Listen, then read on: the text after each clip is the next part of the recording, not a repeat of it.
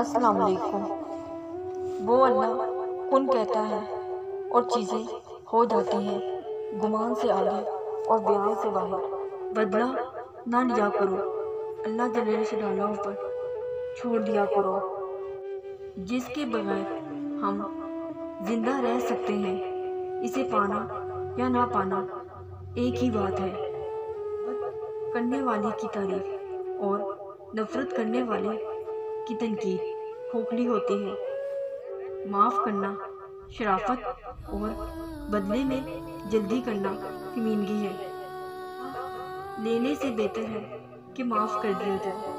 بس برس کا پیٹ بھر جائے تو من خالی ہو جاتا ہے، من بھر جائے تو پیٹ ایسا دل رکھتی ہے کہ بڑے سے بڑا جرم بھی معاف کر سکتی ہے۔ گالیاں کھا کر خاموش رہنا بڑی بات نہیں، جتنا اپنی تعریف سن کر اپنے آپ میں رہنا بڑی بات ہے۔ کہ محبت کے علاوہ دنیا کی ہر محبت دکھ دیتی ہے۔ تیری قدرت میں سمجھوں، تیری اوقات نہیں یا رب، مجھے سب کچھ عطا کرنا، بس ایک گمراہ نہ کرنا۔ علی نے فرمایا، جو شخص اللہ تعالیٰ کو یاد کرتا ہے بلا شبہ اللہ تعالیٰ بھی یاد کرتا ہے۔ پر بھروسہ رکھو، وہی بھروسے کے کافی ہے۔ جب اللہ تعالیٰ کسی بندے سے محبت فرماتا ہے تو اسے نرم مزاج بنا دیتا ہے۔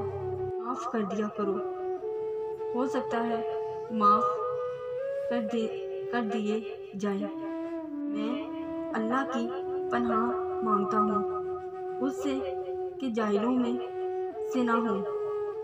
رسول اکرم صلی اللہ علیہ وسلم نے فرمایا، لوگوں پر آسانی کرو، سختی نہ کرو، اور خوشی کی بات سناؤ، نفرت نہ دلاؤ۔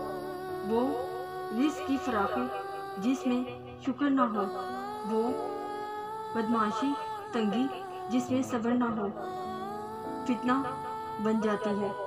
خوبصورتی ایک نعمت ہے، لیکن سب سے خوبصورت آپ کی زبان ہے۔